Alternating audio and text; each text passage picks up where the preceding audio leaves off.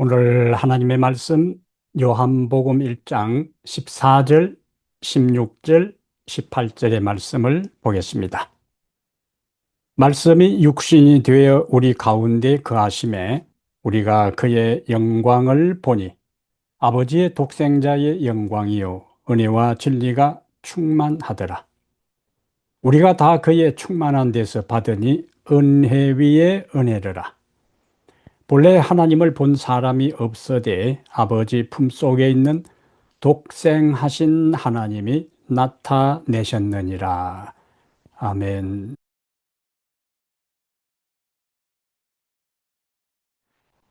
사랑하는 탁구마 교회 성도 여러분, 그리고 세계 여러 나라에서 유튜브와 팟빵을 통하여 이 말씀을 청취하는 애청자 여러분, 지난 한 주일도 주님 안에서 평안하셨습니까? 전 유럽과 그리고 미국의 동부 지역, 한국의 폭염으로 인해서 수많은 사람들이 어려움을 당하고 있는 것 같습니다. 이처럼 무덥고 짜증나는 시절에 오늘 말씀이 저 한국의 밀양의 얼음골처럼, 골짜기의 얼음골의 시원한 바람처럼 여러분의 답답한 마음을 시원하게 하는 한 줄기 생수의 바람, 생명의 기운이 감도는 시원한 말씀의 바람이 여러분의 마음에 불게 되기를 이 시간에 간절히 바랍니다. 오늘은 요한복음 1장 14절과 16절, 18절을 중심으로 해서 우리가 그 영광을 보니, 우리가 그 영광을 보니 이런 제목으로 하나님 말씀을 함께 살펴보겠습니다. 우리가 교회 다니면서 영광이라는 말은 많이 듣습니다. 그런데 막상 성경이 말하는 영광이 무엇인지 설명하려고 하면은 막연하고 추상적인 개념처럼 느껴집니다. 우리는 교회에서 찬양할 때 하나님께 영광을 돌립니다라고 고백하고 기도할 때도 하나님의 영광을 위해 살게 하옵소서라는 표현을 자주 사용해요. 그러나 정작 하나님의 영광이 무엇을 의미하는지는 구체적으로 깊이 생각하지 않을 때가 많습니다. 일반적으로 사람들은 영광이라는 단어를 떠올릴 때에 어떤 이미지가 연상될까요? 눈부시고 어떤 압도적인 장면을 생각할 수가 있습니다. 하늘에서 비추는 찬란한 광채, 울려 퍼지는 천상의 소리, 감히 가까이 다가갈 수 없는 어떤 거룩한 위엄과 능력을 연상하고 떠올릴 수가 있어요. 성경 속의 모세도 그러한 사람 중에 한 사람입니다. 그는 감히 하나님께 이렇게 이야기합니다. 하나님께 그가 어떤 요청을 하냐면은 출애굽기 33장 18절에 주의 영광을 내게 보이소서. 주의 영광을 보여달라는 요청을 감히 모세가 하나님께 하게 돼요. 그런데 오늘 본문에서 요한은 요한복음 1장 14절에 우리가 그 영광을 보니, 모세는 하나님의 영광을 보여달라고 했고 요한은 우리가 그 영광을 보니 아버지의 독생자의 영광이요 은혜와 진리가 충만하더라. 이렇게 요한은 오늘 본문에서 기록하고 있습니다. 그렇다면 모세가 보기를 원했던 그 영광, 요한이 예수 그리스도를 통하여 보았던 하나님의 영광, 그것이 무엇인지를 오늘 본문을 통해 세 가지 질문을 던지고 우리가 하나님의 영광에 대한 것을 하나하나 살펴보겠습니다. 첫째로, 모세가 보기를 원했던 하나님의 영광은 무엇이었는가? 모세가 주의 영광을 내게 보여주소서 했을 때의 그 영광. 그리고 두 번째는 오늘 본문에서 요한이 예수님 안에서 보았던 그 영광은 어떤 것이었는가? 그 다음에 세 번째, 오늘 우리는 그 영광을 어떻게 세상 속에 드러내며 살아야 할 것인가? 이 세 가지 질문을 던지면서 오늘의 말씀을 함께 나누겠습니다. 첫 번째 생각할 것은 모세가 갈망했던 하나님의 영광입니다. 그러면 모세는 어떤 배경에서 주의 영광을 내게 보이소서라고 어쩌면 당돌한 요구를 하나님께 했을까요?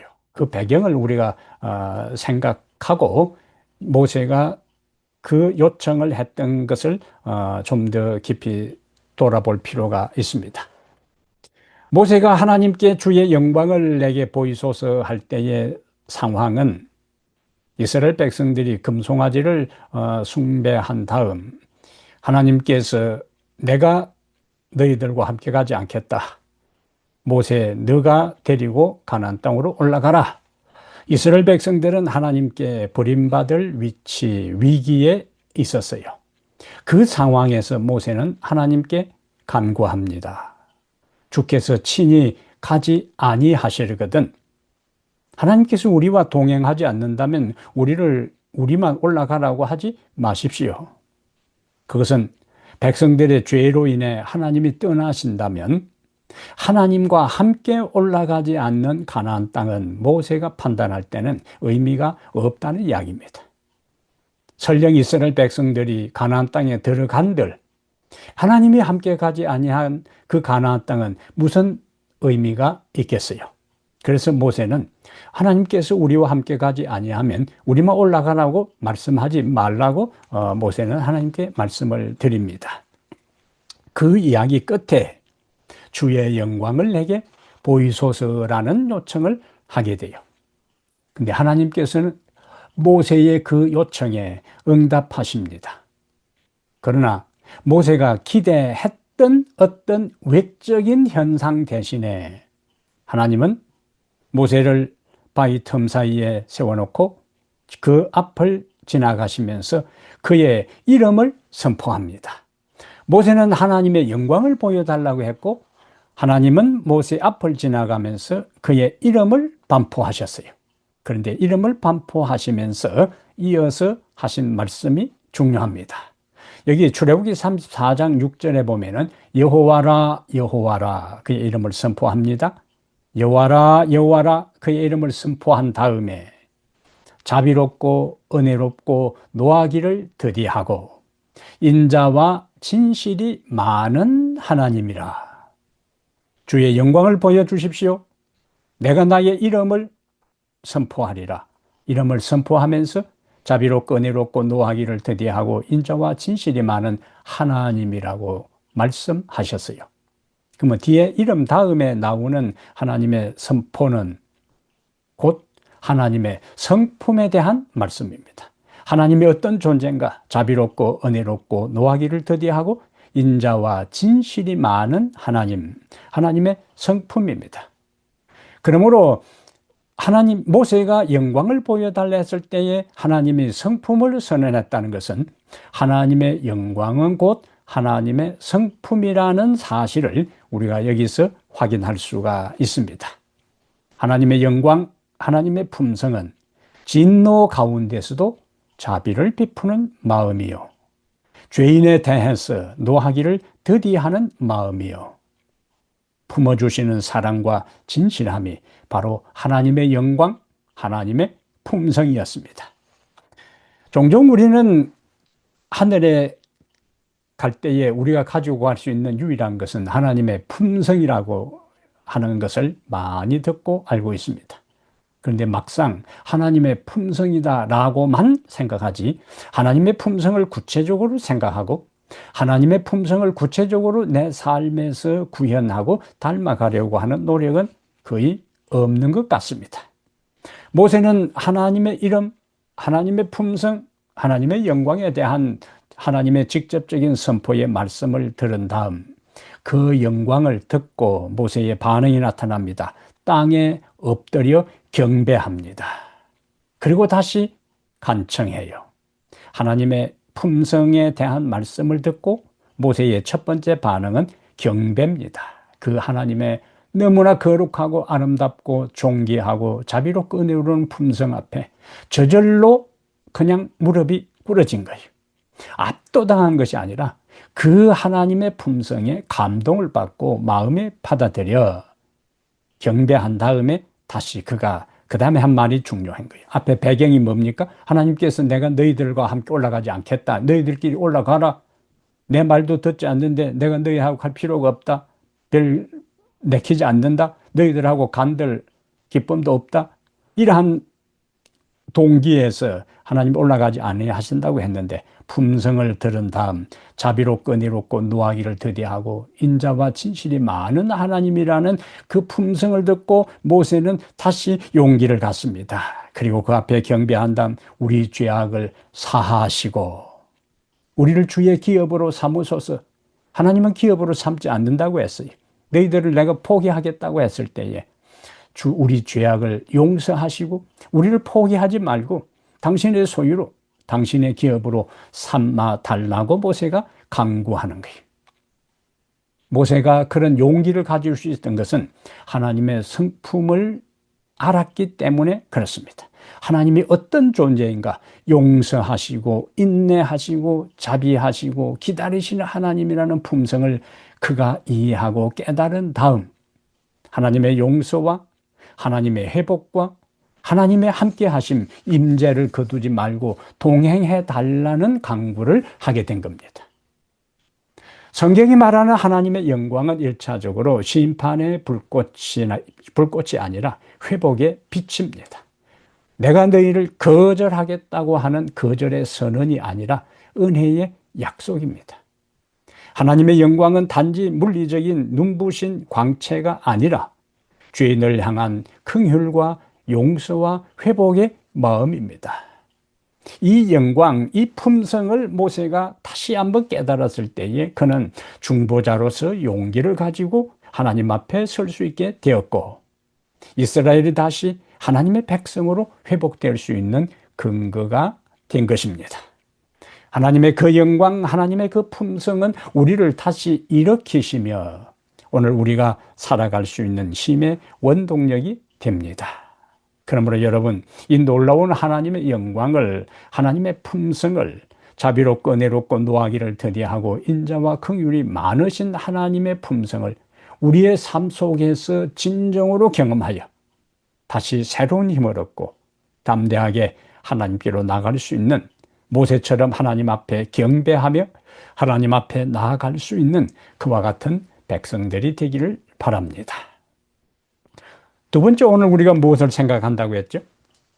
예수 그리스도 안에 나타난 요한이 우리가 그 영광을 보니 아버지의 독생자의 영광이요 은혜와 진리가 충만하더라 한 예수 그리스도 안에 나타난 아버지의 영광, 아버지의 독생자의 영광이 무엇인지를 보겠어요. 예수님의 삶에 그것이 어떻게 나타났는가? 우리는 삶의 긴장과 갈등 속에서 고민하는 것이 있어요.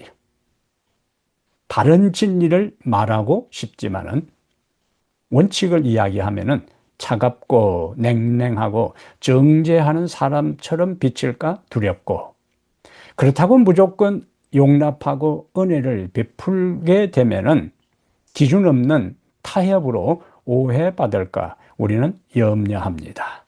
진리의 원칙을 이야기하면은 차갑고 정죄하는 것 같고 그렇다고 무턱대고 덮어주고 용납하고 은혜를 베풀면은 원칙이 무너지고 타협하는 기준도 없는 사람으로 오해받을까 염려합니다. 그렇다면 여러분, 진리와 은혜와 진리는 함께 할 수 없을까요? 은혜는 용납을 이야기하고 진리는 원칙을 추구하기를 요구합니다. 얼핏 보면 은혜와 진리는 원칙은 공의와 사랑은 공존하기 어려워 보여요. 조화되기 쉽지 않아 보입니다. 그런데 요한은 오늘 본문에서 14절에서 뭐라고 말씀해요? 아버지의 독생자의 영광이요 예수님의 삶에 은혜와 진리가 충만하더라. 은혜와 진리가 충만하더라 하는 말은 예수님의 삶 속에 은혜와 진리가 충돌하지 않고 완벽한 조화를 이루는 것을 증언하고 있는 것입니다. 우리가 그 영광을 보니, 그 품성을 보니 아버지의 독생자의 영광인데 어떤 영광인가, 어떤 품성인가 은혜와 진리가 충만하더라. 요한이 본 것은, 요한이 본 하나님의 영광, 독생자의 영광은 예수님의 삶 속에 드러난 하나님의 품성의 모습인데, 그것은 진리를 외면하지 않으면서도 은혜를 포기하지 않는 그리스도의 삶, 그것이 바로 요한이 그리스도를 통하여 본 하나님의 영광이었습니다. 요한의 이 표현은 우리가 앞에서 봤던 출애굽기 34장에 하나님께서 모세에게 자신을 계시할 때 그 장면하고 연결돼요. 출애굽기 34장 6절에 자비롭고 은혜롭고 노하기를 더디하고 마지막에 인자와 진실이 많은 하나님, 인자와 진실이 바로 오늘 본문에서 요한복음 1장 14절에서 출애굽기 34장에 말한 하나님의 품성 인자와 진실이 예수님의 삶 속에서는 은혜와 진리로 나타난 겁니다.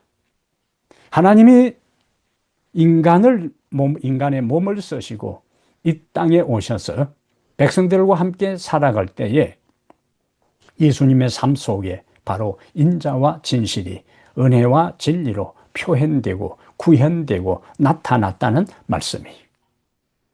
예수님은 요한복음 17장 6절에서 이렇게 이야기합니다. 내가 아버지의 이름을 나타내었나이다. 앞에 내가 아버지의 이름을 나타냈다고 예수님 말씀하셨는데, 하나님께서 모세에게 내가 이름을 반포한다고 이야기했어요. 그러므로 여기서 이름은 하나님께서 이름을 반포하면 여호와라 여호와라 하고 자비롭고 은혜롭고 노하기를 더디하고 인자와 진실이 많은 하나님이라고 말씀하면서 그분의 성품을 드러냈던 것처럼, 예수님이 내가 저에게 아버지의 이름을 드러냈다는 것은 아버지의 이름 여호와 엘로힘 엘샤다이 이름을 드러낸 것이 아니라 예수님의 삶을 통해 하나님의 품성을 드러냈다는 의미가, 내가 아버지의 이름을 드러냈다는 의미가 되겠습니다. 예수님이 말씀하실 때, 예수님이 침묵하실 때, 예수님이 눈물을 흘리실 때, 예수님이 분노하실 때, 예수님이 용서하실 때, 예수님이 책망하실 때, 그 모든 과정에 하나님의 품성이 여실히 생생하게 드러났다는 말씀이에요. 병든 자에게 그가 손을 내밀어서 타치하시고 치료하셨을 때에 아버지의 품성이 드러났고, 위선자들에게 외식하는 자들에게 날카롭게 그들을 견책할 때에 진리의 말씀 원칙이 드러났고, 죄인들을 향하여 들려주신 따뜻한 용서의 음성 속에 하나님의 영광이 드러났다는 의미인 것입니다. 예수님께서 사실 이 땅에 오신 목적은 죄로 인해서, 사탄에 의해서 하나님의 품성이 사탄과 악한 천사들과 온 인류에게 하나님의 품성이 많이 왜곡되어 증거되고 있었습니다. 하나님의 품성이 원래 사랑의 하나님인데, 그 사랑의 하나님의 품성을 사탄은 모든 인류의 마음속에 왜곡해서 전달했어요. 독재자처럼 죄를 지켜보고 있다가, 교통순경처럼 지켜보고 있다가 티켓을 끊는 그런 하나님의 모습으로 왜곡되게 하나님의 품성을 전달했어요. 그래서 인간들의 마음속에 하나님에 대한 깊은 그 품성에 대한 이해가 없었기 때문에 하나님을 두려워하고 하나님을 거부하고 하나님께로부터 도피하고 하나님을 무시하는 그러한 경향들이 나타난 것입니다. 그 모든 이유가 하나님의 품성이 왜곡되게 전달되었기 때문에 나타난 현상이었어요. 예수님이 이 세상에 오신 것은 사탄이 망쳐놓은, 사탄이 훼손시켜 놓은 하나님의 왜곡된 품성을 자신의 삶을 통해서, 자신의 말과 행동과 일생을 통하여 왜곡된 하나님의 이미지를 다시 바르게 세웠어. 사랑의 하나님, 자비의 하나님, 용서의 하나님, 긍휼의 하나님, 그러면서 원칙과 진리를 공의로 지키시는 하나님의 모습을 온 인류에게 증거하기 위해서 오신 것입니다. 그것은 하나님의 영광을 드러냈다고 표현할 수 있는 거예요. 예수님은 자주 사복음서에 나오는 여러 장면을 통해서 아버지의 모습을 드러내셨는데 그 중에 은혜와 진리, 은혜와 용서와 원칙, 은혜와 진리의 모습이 한 사건, 한 사람에게 동시에 나타난 것이 뭐냐면은 간음 중에 붙잡혀 왔다가 돌에 맞아 죽을 뻔한 그 여인에게 예수님이 말씀하신 그 장면 속에 은혜와 진리가 동시에 나타나는 것을 볼 수가 있어요. 예수님은 뭐라고 말씀하셨는가? 나도 너를 정죄하지 않는다. 어떤 모습이지요? 은혜의 모습이요. 긍휼과 용서와 사랑과 자비의 모습입니다. 그리고 그냥 돌려보내지 않았어요. 가서 다시는 죄를 짓지 말라. 공의의 모습이고 원칙의 모습이고 진리의 모습입니다. 예수님의 나도 너를 정죄하지 않으니 다시는 가서 죄를 범하지 말라. 용서하시되 은혜를 베풀되 그러나 다시는 죄를 범하지 말라는 원칙과 진리의 말씀을 그 여인에게 해주는 것을 보게 됩니다. 예수님의 은혜는 방임이 아니라 회복이었고 그분의 진리는 정죄가 아니라 변화로 이끄는 빛이었습니다. 예수님은 죄를 책망하셨어요? 책망하셨어요. 그러나 정죄하지는 않았습니다. 사랑으로 품으셨어요. 사랑으로 품으시되 원칙은 포기하지 않았습니다. 이제 우리도 그분을 바라보며 은혜와 진리가 충만한 삶을 살아갈 필요가 있습니다. 은혜와 진리를 예수님의 삶을 통해 경험하고 깨달았다면 그 은혜와 진리에 입각한 삶을 살아야 돼요. 그것이 세 번째 이제 우리가 생각할 주제가 됩니다. 아버지 하나님의 모습이 예수님을 통해서 드러났다면 예수님을 통해서 은혜와 진리를 경험한 우리는 아버지 하나님의 성품을 예수님이 드러냈으면 이제는 예수님의 품성과 아버지의 품성을 우리는 우리의 삶 속에서 증거하고 드러내야 할 책무가, 사명이 우리에게 있는 것입니다. 그래서 세 번째 생각할 주제는 그 영광을 세상에 드러내는 그리스도인의 삶입니다. 오늘 우리가 읽은 요한복음 1장 16절에는 우리가 다 그의 충만한 데서 받으니 은혜 위에 은혜르라. 앞에 14절에 무슨 말씀이 있었어요? 우리가 그 영광을 보니 아버지의 독생자의 영광이요 은혜와 진리가 충만하더라. 그래서 예수님 안에 충만했던 것이 많이 있지만은 오늘 본문 주제의 흐름에서 볼 때는 그의 충만한 데서 받으니 할 때의 그 충만은 은혜와 진리의 충만이고 거기에 은혜 위에 은혜라. 예수 그리스도 안에 충만한 하나님의 품성, 은혜와 진리가 은혜 위에 은혜라 하는 것은 한 번 우리에게 진리를 말씀하시고 한 번 우리에게 은혜를 베푸시는 것으로 끝나는 것이 아니라 충만이라는 것은 넘치는 거예요.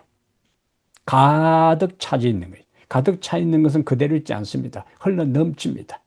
예수님의 삶에 나타난 은혜와 진리는 이제 누구에게로? 그 예수 그리스도를 믿는 자의 삶 속에 끊임없이 흘러 들어가는 거예요.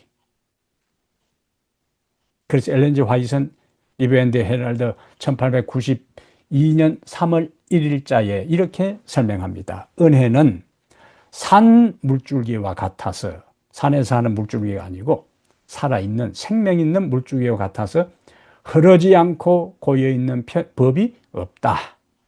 매일 새로운 은혜가 우리에게 필요하고 하나님은 그것을 끊임없이 공급하신다. 우리가 매일 필요한 것이 뭐냐? 우리들 스스로를 위해서도 매일 필요하고 그것을 다른 사람에게 흘러가게 하니까 또 다른 은혜와 진리를 공급받아야 되는 거예요.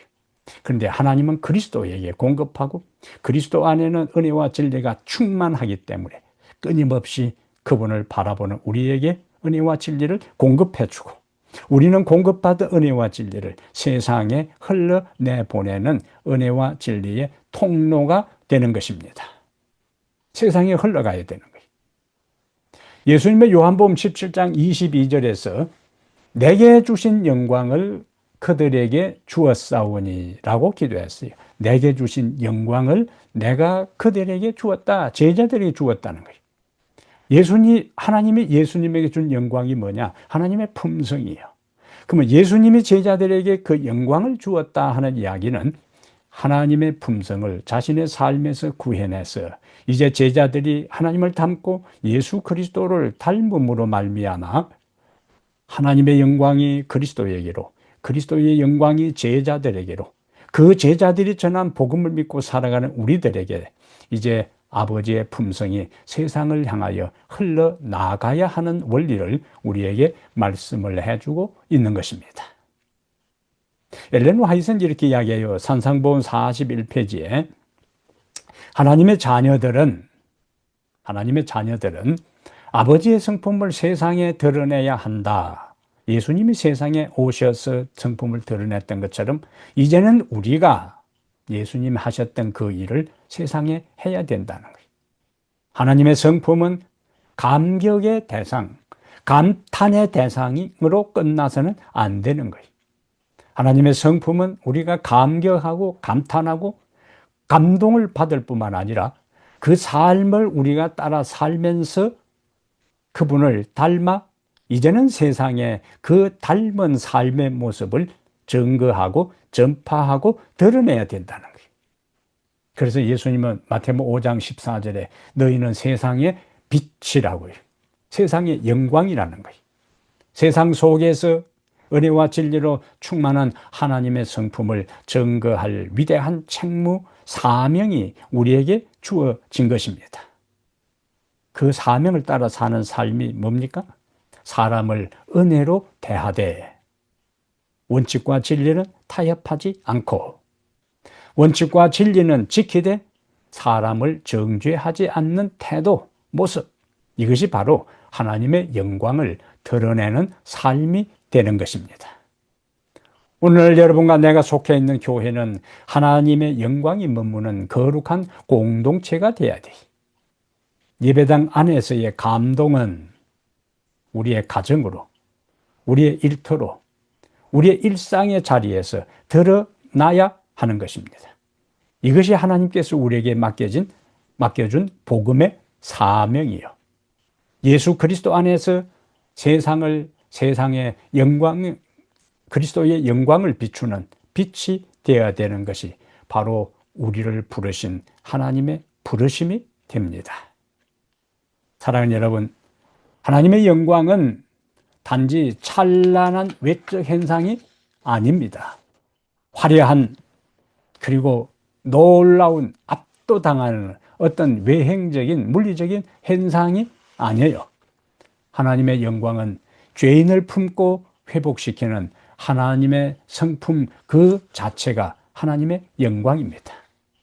그 하나님의 영광은 예수 그리스도 안에 무엇으로 나타났어요? 은혜와 진리로 충만하게 나타났고 우리도 또한 그 충만함에서 은혜 위에 은혜를 받은 사람입니다.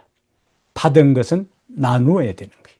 하나님께서 그리스도에게 그 은혜를 주셨고 그리스도는 세상에서 하나님의 영광을 드러냈고 이제 우리는 그 하나님의 품성, 은혜와 진리의 품성을 이 어둠의 세상에 드러내며 살아가야 할 사명이 우리에게 있습니다.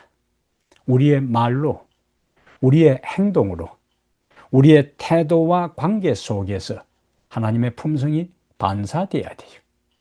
교회는 하나님의 영광이 머무는 거룩한 공동체가 되어야 하며 우리의 삶은 예배의 감동을 실천으로 옮기고 연결하는 장이 되어야 하는 것입니다. 그러므로 여러분, 이제 우리 안에 거하시는 예수 그리스도의 영광을 세상이 보도록 하나님의 성품을 삶으로 나타내미로 그리스도가 하나님의 영광을 드러냈던 것처럼 이제는 우리가 하나님과 그리스도의 영광, 성품을 드러내며 이 땅에서 어둠의 세상에 빛을 발하는, 하나님의 영광을 드러내는, 먹든지 마시든지 무엇을 하든지 하나님의 영광을 드러내는 아름다운 성도의 삶이, 우리 모두가 성도의 삶이 우리 모두의 삶 속에 나타나게 되기를 이 시간에 간절히 바랍니다. 우리 하늘아버지, 자비롭고 은혜롭고 노하기를 더디하고 인자와 진실이 많은 우리 하나님이시여, 주님의 그 거룩하고 고상하고 고귀하고 아름다운 성품이 그리스도를 통해서 나타났고, 이제는 그 그리스도를 믿음으로 우리의 삶에도 그 아버지의 품성이 드러나게 해 주시옵소서. 하나님을 알지 못하는 어둠으로 가득 찬 세상에, 세상의 빛으로서 아버지의 영광을 드러내는 삶이 되게 해 주시옵소서.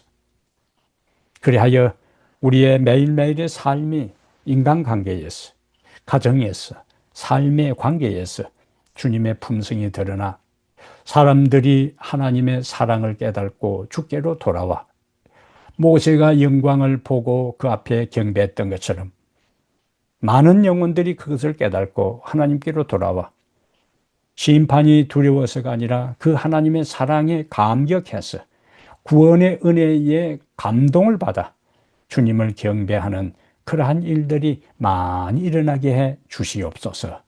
우리 주 예수님 이름으로 기도합니다. 아멘.